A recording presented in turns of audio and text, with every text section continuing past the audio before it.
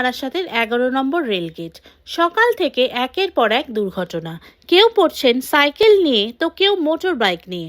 স্কুলে যাওয়ার পথে আহত হয়েছেন বাবা ও সন্তান।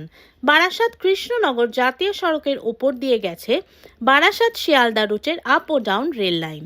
লাইন সংলগ্ন পিচ রাস্তা নষ্ট হয়ে যাওয়ায় যানবাহনের চাকা পিছলে যাচ্ছে রেল ট্র্যাক পারাপারের সময়।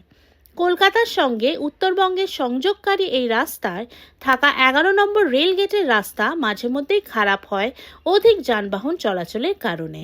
তবে দ্রুত মেরামত করা হয় না। বর্ষায় বিপদ বেড়েছে আরও 11 নম্বর এই রেল গেট দিয়ে যাতায়াতের সময়। সেই নিত্য দুর্ঘটনার ছবি সংবাদ মাধ্যমে প্রকাশিত হতেই নড়েচড়ে বসল প্রশাসন। বারাসাতের বাসিন্দাদের 11 নম্বর রেলগেট ক্রস করে যাওয়া আসা একটু অসুবিধা হচ্ছে। যদিও ওনারা সরাসরি আমায় জানায়নি, আমি সংবাদ মাধ্যমের কাছে জেনেছি, কিন্তু আমার তো দায়িত্ব। সুতরাং এই যে রেলগেটের এই অবস্থা শুধু এখানে নয়, আমি বলি যে 23, 24, 25, 26 যে রেলগেটগুলো আছে অশোকনগর হাবড়ায়, সেখানেও রেলের অসম্ভব গাফিলতি এবং রেলের এই যে ব্যর্থতা, এতে করে কিন্তু আমাদের আশঙ্কা যে কোনো মানুষ চাপা পড়তে পারে, মারা যেতে পারে, অ্যাক্সিডেন্ট হতে পারে। এখানে বাইক আরোহী, সাইকেল আরোহী সব পড়ে যাচ্ছে। হঠাৎ করে একটা রেল তার উপর দিয়ে চলে গেলে, গাড়ি চলে গেলে তো লোকটা মারা যাবে। সুতরাং এটা আমরা দু একদিনের মধ্যেই সারিয়ে ফেলবো। এইটা আমি সারানোর জন্য ইতিমধ্যেই রেলের সঙ্গে কথা বলেছি যে দায়িত্বটা ওরা না করলে আমরা করে দেবো।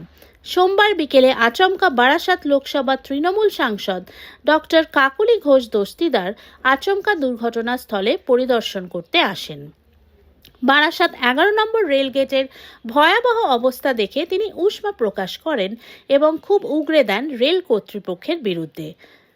কেন্দ্রীয় সরকারের নিয়ন্ত্রণাধীন রেল দপ্তরের এই রেলগেটগুলি বর্তমানে বিভীষিকায় পরিণত হয়েছে বলে তিনি অভিযোগ করেন।